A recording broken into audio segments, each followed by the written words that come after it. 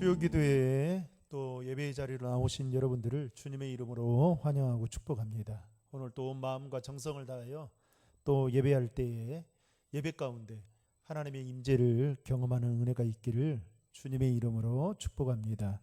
찬송가 526장입니다. 찬송가 526장 한 장만 부르시겠습니다. 목마른 자들아 다 이리 오라. 이곳에 좁은 샘 흐르도다. 힘쓰고 애씀이 없을지라도 이 샘에 오면 다 마시겠네. 이 샘에 솟는물 강같이 흘러 온 천하만국에 다 통하네. 빈분하기 전에 분별이 없이 다 와서 쉬고 또 마시겠네.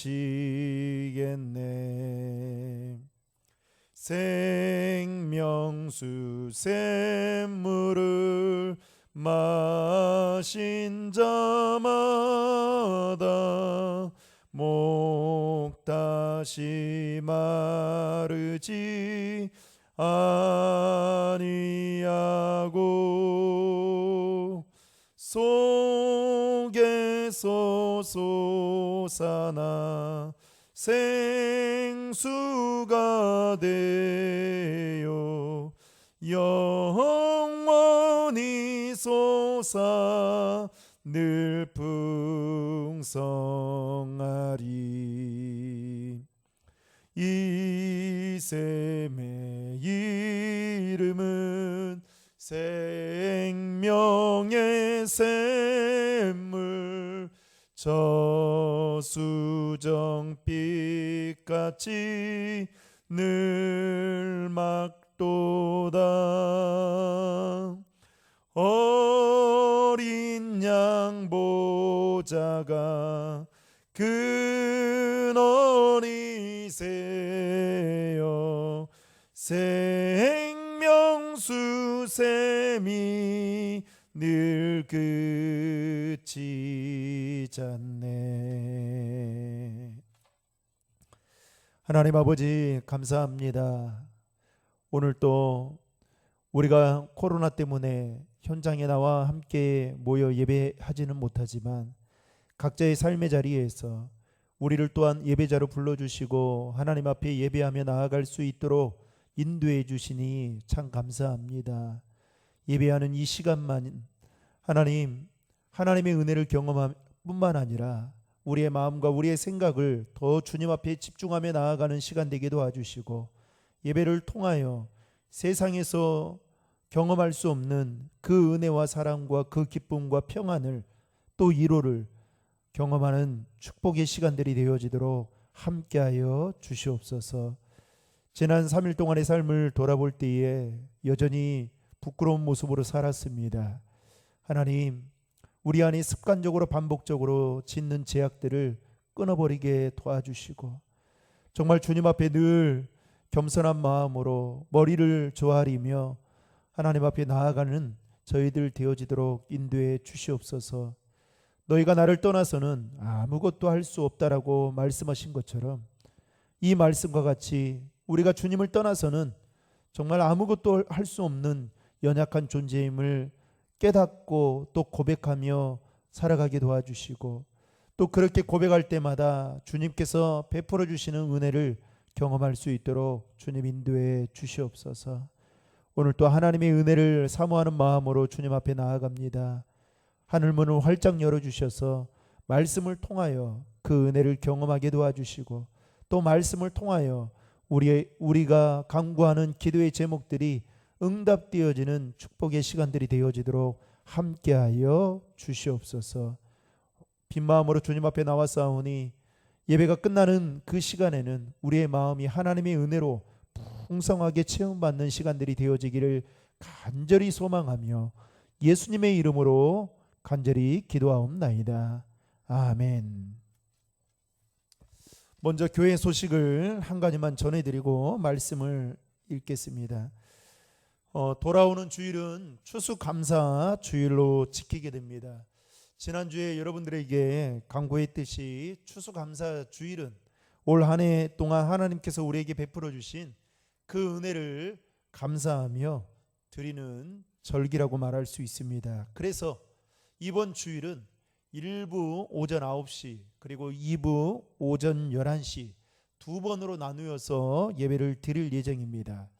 이렇게 되면 우리 성도님들 다 나와서 예배를 드려도 결코 지장이 없을 것 같습니다. 그래서 오늘 여러분들에게 카톡방으로 예배 드리는 그 시간과 또 장소를 올려드리겠습니다. 그러면 여러분 신청해 주시고, 또 이번 주일 추수감사절인 만큼 여러분 한 해 동안 베풀어 주신 그 은혜를 감사하면서 감사 인물을 정성껏 잘 준비해서 하나님 앞에 드릴 수 있기를 바랍니다. 나머지 광고는 주보를 참조하시면 될 것 같습니다. 오늘 우리에게 주시는 하나님의 말씀은 출애굽기 20장 1절로 3절의 말씀입니다. 구약성경 112면에 있습니다. 제가 봉독해 드리겠습니다. 하나님이 이 모든 말씀으로 말씀하여 이르시되 나는 너를 애굽 땅 종되었던 집에서 인도하여 낸 내 하나님 여호와니라. 너는 나 외에는 다른 신들을 내게 두지 말라. 아멘. 십계명 첫 번째 시간으로 하나님의 말씀을 함께 나누겠습니다. 요셉에 의하여 출애굽하게 된 이스라엘 백성들은 이제 430년을 애굽에 살면서 요셉이 살아있는 동안 무려 130년 동안 융숭한 대접을 받으며 살아가게 됩니다. 그러나 요셉이 죽고 애굽의 새로운 왕조가 등극하자 이제 이스라엘 백성들에 대한 애굽의 태도가 급변했죠. 본래 요셉을 등용하고 야곱의 가족을 그야말로 후대했던 왕조는 셈족 계통의 힉소스 왕조였습니다. 그런데 힉소스 왕족이 출애굽기 1장 8절에 소개하는 새 왕에 의해서 이제 왕권을 빼앗기게 되죠. 당시 힉소스 왕족을 무너뜨리고 새롭게 왕위에 오른 새 왕은 함족 계통의 투트모스 1세였습니다. 이 투트모스의 1세는 순혈주의자로서 본토인과 이방인들의 피가 섞여지는 것에 대해서 아주 경계했던 왕이었습니다. 게다가 이방인들을 천대하는 정책을 펼치는 그야말로 국수주의적인 성향을 보이기도 했죠. 이렇게 이스라엘의 운명은 요셉의 죽음과 그리고 애굽 왕조의 변화와 함께 순식간에 뒤바뀌게 되면서 이스라엘은 존중받는 민족에서 이제는 천대받는 민족으로 자유의 몸에서 착취당하는 노예의 신분으로 전락하게 돼버리고 말았습니다. 그렇게 천대와 멸시 속에서 노예의 삶을 무려 300년 동안 지속하며 살게 되었던 것이죠. 그런 가운데서 하나님은 고통 중에서 부르짖는 이스라엘 백성들의 소리를 들으시고 모세를 통해서 이스라엘 백성들을 천대와 멸시의 고통 가운데에서 구원해 주시는데, 그 구원의 사건이 바로 출애굽 사건이었습니다. 출애굽 사건을 통해서 이스라엘 백성들은 드디어 자유와 해방을 얻게 되었습니다. 그런데 그 자유와 해방의 기쁨도 잠시 광야에서의 삶이 그들의 발목을 붙잡게 되었던 것입니다. 광야의 뜨거운 태양이 그들을 목마르게 했고, 또 광야의 척박한 땅이 그들의 발을 상처나게 했으며, 끝없이 펼쳐진 광야가 그들을 실족하게 만들었습니다. 그럴 때마다 이스라엘 백성들은 절망 속에서 하나님과 그리고 하나님이 세우신 모세를 향해 원망했습니다. 아니, 더 자세히 말하면 이스라엘 백성들은 어려움이 있을 때마다 그들의 해답은 언제나 애굽이었던 것이죠. 하나님의 구원을 경험한 이스라엘 백성들이 애굽을 떠올리고 있다라는 것은 여러분 무엇을 반증하고 있는 걸까요? 몸은 해방되었지만 그들의 정신은 여전히 애굽의 지배 아래에 있었다라는 것을 말하고 있는 것입니다. 하나님께서는 이전에 모세를 통해서 10가지의 재앙으로 이스라엘 백성들에게 육체적인 자유와 해방을 얻도록 해주셨습니다. 그러나 그들의 몸은 자유함을 얻었지만 여전히 그들의 정신은 애굽의 종교와 그리고 애굽의 문화와 그리고 애굽의 사상의 지배를 받고 있는 정신적인 애굽의 노예였던 것입니다. 따라서 그들은 어렵고 힘든 일이 조금만 닥치면 정신적인 지배자인 애굽을 그리워하고 또 애굽으로 돌아가려고 했던 마음들이 있었던 것입니다. 이러한 이스라엘 백성들의 정신을 지배하고 있는 노예 근성, 애굽의 근성을 벗겨내기 위해서 주신 것이 오늘 본문에 나오는 십계명과 그리고 하나님의 율법이라 할 수 있습니다. 한마디로 정신의 출애굽이 바로 십계명이라 말할 수 있다라는 것이죠. 하나님께서는 십계명과 율법을 통해서 이스라엘 백성들의 정신을 지배하고 있는 애굽을 완전히 지워버리고 오직 하나님의 말씀으로 다시 한번 가득 채워서 진정한 애굽의 노예가 아닌 하나님의 백성으로 하나님의 자녀답게 살아가기를 원하고자 하나님은 이스라엘 백성들에게 십계명을 허락해 주셨다라는 것입니다. 여러분, 오늘부터 출애굽기 20장에 나오는 십계명의 말씀을 몇 번에 걸쳐서 우리는 살펴보고자 합니다. 그리고 그 십계명 안에 숨겨진 하나님의 뜻과 비밀을 알아가는 귀한 은혜의 시간들이 되기를 주님의 이름으로 축복합니다.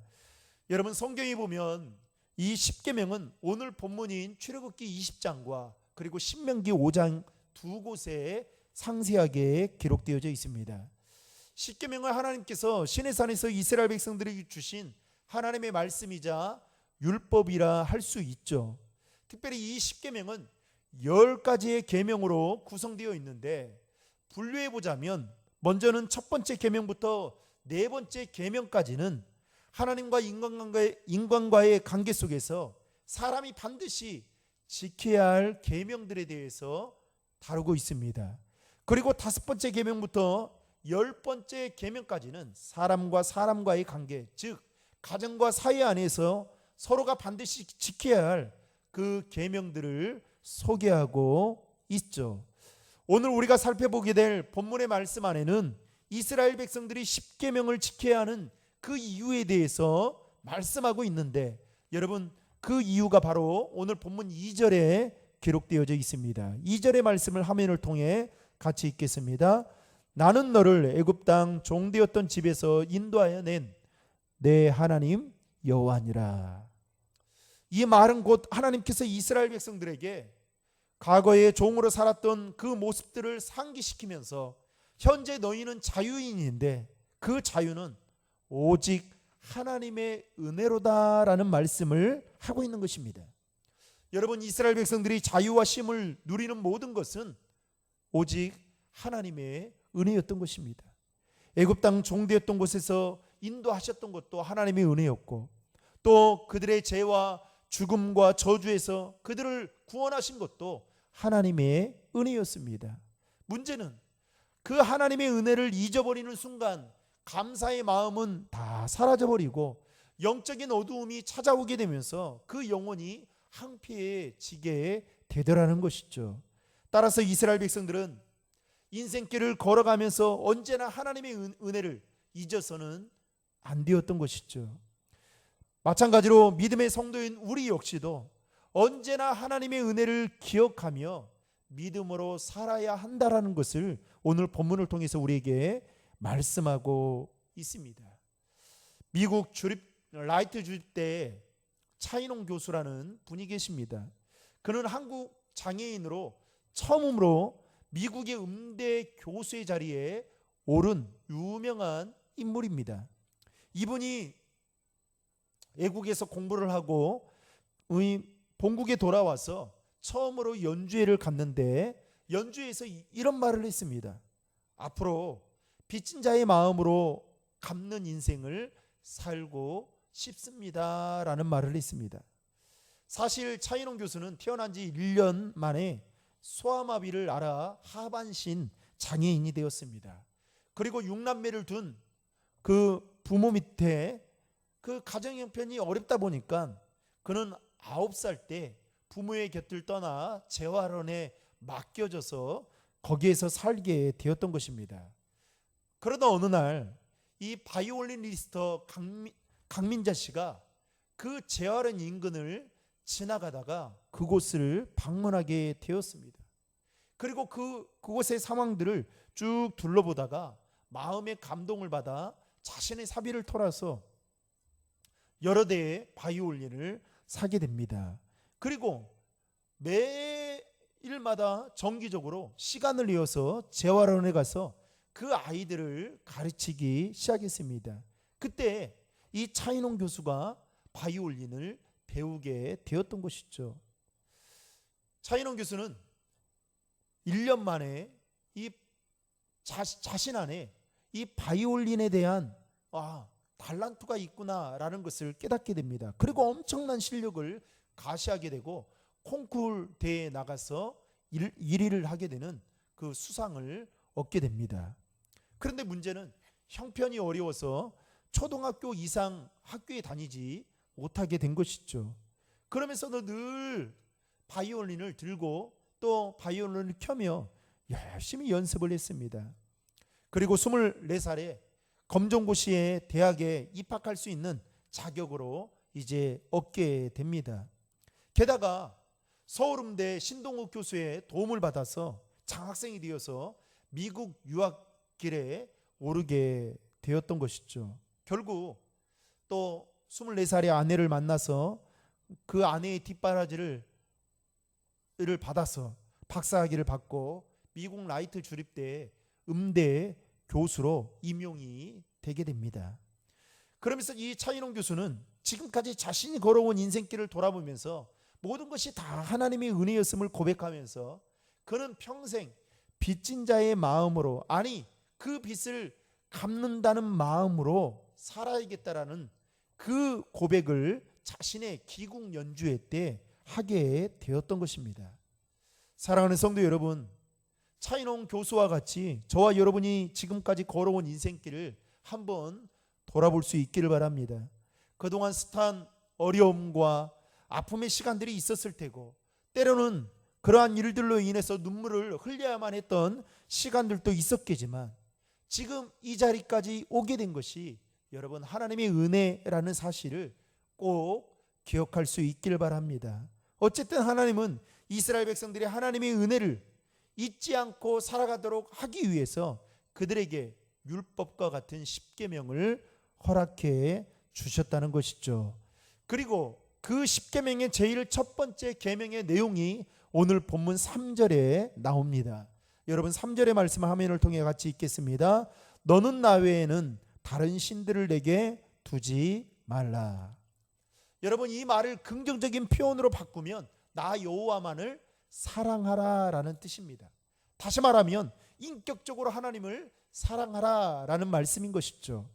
여러분 호세아서 4장 12절에 보면 하나님은 다른 신들을 만들고 그리고 섬기는 그 일들에 대해서 영적인 간음이고 음행이고 창기의 모습과 같다라고 말씀하고 있습니다. 여러분 호세아서 4장 12절의 말씀을 화면을 통해 같이 읽겠습니다. 내 백성이 나무에게 묻고 그 막대기는 그들에게 고하나니 이는 그들이 음란한 마음에 미혹되어 하나님을 버리고 음행하였음이니라. 사람들은 다른 신들을 섬기는 것에 대해서 그만큼 심각하게 생각하지 않고 마음을 빼앗기지만 하나님은 사람들이 섬기는 마음을 빼앗기는 그 우상에 대해서 어떻게 바라보느냐? 그것은 바로 하나님의 면전에서 음행하는 것과 같다라고 바라보고 있다라는 사실을 우리는 기억해야 할 것입니다. 그래서 오늘 본문 5절에도 보면 하나님은 질투하시는 분이다 라고 말씀하고 있는 것이죠. 게다가 이사야 선지자는 이사야서 45장 5절 6절에서 하나님에 대해서 이렇게 말씀하고 있습니다. 화면을 통해 같이 읽겠습니다. 나는 여호와라, 나의 다른 이가 없나니 나밖에 신이 없느니라. 너는 나를 알지 못하였을지라도 나는 내 띠를 동일 것이요 해 뜨는 곳에든지 지는 곳에든지 나밖에 다른 이가 없는 줄을 알게 하리라. 나는 여호와라, 다른 이가 없느니라. 하나님께서는 인간에 의해 수많은 거짓 신들이 만들어지고, 그리고 그 신들이 섬김을 받고 있는 그 현실, 그리고 그것으로부터 완전히 자유로울 수 없는 우리의 현실에 대해서 경고하고 있는 말씀이 바로 이사야서 45장 5절과 6절의 말씀인 것입니다. 하나님은 오늘 또 우리에게 사랑하시는 것에 초점을 맞추시기를 원하시면서, 동시에 우리가 하나님을 사랑하되 마음을 다하고 목숨을 다하고 뜻을 다하고 힘을 다하여 사랑하기를 원하신다는 사실을 여러분 믿으시기를 바랍니다. 사랑하는 성도 여러분, 하나님의 은혜를 아는 사람은 결코 하나님을 사랑하지 않을 수가 없습니다. 이스라엘 백성들이 하나님의 은혜를 알았더라면 하나님 외에는 다른 신을 섬길 수가 없었겠죠. 그러나 그들은 하나님의 은혜를 알지 못한 나머지 하나님이 이스라엘 백성들을 이대로 둬서는 안 되겠다라는 그 생각 때문에 모세를 통해서 이 십계명이라는 율법을 그들에게 주시고, 이제는 이스라엘 백성들이 앞으로 걸어가는 그 인생길에 하나님의 은혜를 잊지 아니하고 하나님만을 사랑하며 살아가기를 간절히 원해서 십계명을 주셨다라는 사실입니다. 사랑하는 성도 여러분, 하나님의 은혜를 마음속 깊이 간직할 수 있는 그 비결 중에 하나는 바로 우리가 십계명을 지키는 것입니다. 다시 말하면 하나님의 말씀 따라 살아가는 것이죠. 남은 3일 동안도 하나님의 은혜에 감사하며 하나님만을 사랑하는 저와 여러분이 될 수 있기를 주님의 이름으로 축원합니다. 기도하시겠습니다. 사랑의 하나님, 감사합니다. 지나온 우리의 삶을 돌아보면 정말 이루 말할 수 없을 만큼 많은 어려움과 또 힘듦의 시간들이 있었지만, 그럼에도 불구하고 여기까지 오게 된 것이 하나님의 은혜임을 고백합니다. 하나님, 그러나 이스라엘 백성들은 그 하나님의 은혜를 잊어버린 나머지 때로는 하나님이 아닌 다른 신들을 섬기며 그 다른 신들을 섬기는 것에 자신들의 마음을 빼앗기며 살아갔던 것들을 보게 됩니다. 하나님, 우리 역시도 하나님이 아닌 다른 것들의 마음을 빼앗기지 않도록 도와주시고, 온전히 우리의 마음과 생각을 하나님께 집중하며 하나님이 우리에게 주신 그 율법의 말씀을 순종하며 살아가는 저희들 되어지도록 함께하여 주시옵소서. 인격적으로 하나님을 사랑하는 자가 되게 도와주시고, 온 마음과 뜻과 힘과 정성을 다하여 하나님을 사랑함을 통하여 하나님께 영광 돌리는 저희들 모두가 되어지도록 함께하여 주시옵소서. 감사드리며 이 모든 말씀 우리 구주 예수 그리스도의 이름으로 간절히 기도하옵나이다. 아멘. 오늘 주신 말씀과 같이 남은 3일 동안도 하나님을 더 사랑하며 하나님의 은혜에 감사하며 살아갈 수 있기를 주님의 이름으로 축복합니다. 주님이 가르쳐 주신 기도로 수요 기도회를 마치겠습니다. 하늘에 계신 우리 아버지, 아버지의 이름을 거룩하게 하시며 아버지의 나라가 오게 하시며 아버지의 뜻이 하늘에서와 같이 땅에서도 이루어지게 하소서. 오늘 우리에게 일용할 양식을 주시고 우리가 우리에게 잘못한 사람을 용서해 준 것 같이 우리 죄를 용서해 주시고 우리를 시험에 빠지지 않게 하시고 악에서 구하소서. 나라와 권능과 영광이 영원히 아버지의 것입니다. 아멘.